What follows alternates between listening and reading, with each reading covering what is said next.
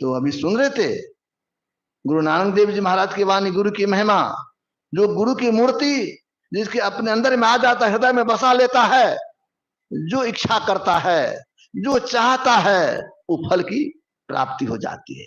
लेकिन ठीक ठीक हो जाए तब, लेकिन इतना ही में रह जाएंगे तब फिर असली गुरु पूजा नहीं होगा। तब ठीक ठीक गुरु पूजा करना चाहते हैं तब संसार के जितने भी रूप को हम देखते हैं, सारे रूप का बीज बिंदु है। जो बिंदु ध्यान करते हैं तो सारे रूप का बीज बिंदु है, इसमें सिमटाव होता है। जिस तरह मानस ध्यान करते हैं तो अपने इष्ट के अंग प्रत्यंग का ध्यान होता है। भगवान श्री कृष्ण से जब उद्धव ने पूछा था आपका ध्यान कैसे करूं, तो कहा था पहले सर्वांग शरीर का, फिर चेहरा का, मुस्कान युक्त चेहरा का ध्यान करो, इसके बाद शून्य में ध्यान करो। ये शून्य ध्यान क्या है?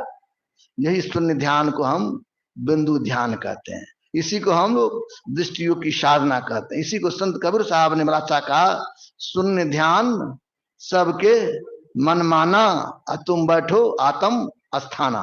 कहते शून्य ध्यान से मन मान जाता है। मन जो भागता है ना, मन का भागना कम हो जाता है जब आप शून्य ध्यान करेंगे। कहते शून्य ध्यान सबके मन माना, तुम बैठो आत्म अस्थाना।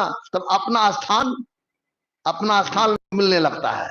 कबीर साहब के वाणी में है, तब पयो निज ठौर। निज ठौर कहीं बाहर में नहीं है। निज मतलब अपना, ठौर मतलब जगह है। लेकिन इसका मतलब हम लोग को अपना जगह नहीं है, अपने जगह से हम लोग अलग हट गए हैं। और जब गुरु के चरण शरण में जाते हैं, जब उनकी कृपा होती है, तब हम उलट पाछले पैरों पकड़ो, पसरा मना बटोर, उलट करके पीछे के रास्ता पकड़ते हैं।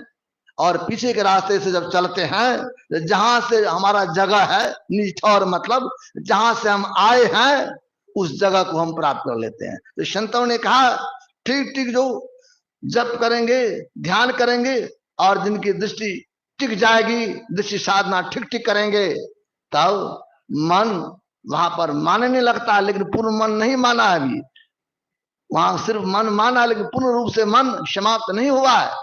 तो संत चरणदास जी महाराज, भक्ति चरणदास जी महाराज के शिष्या भी, उन्होंने भी बड़ा अच्छा कहा, भया जी हरि रस पी मतवारा, आठ पर जो मत ही बीते,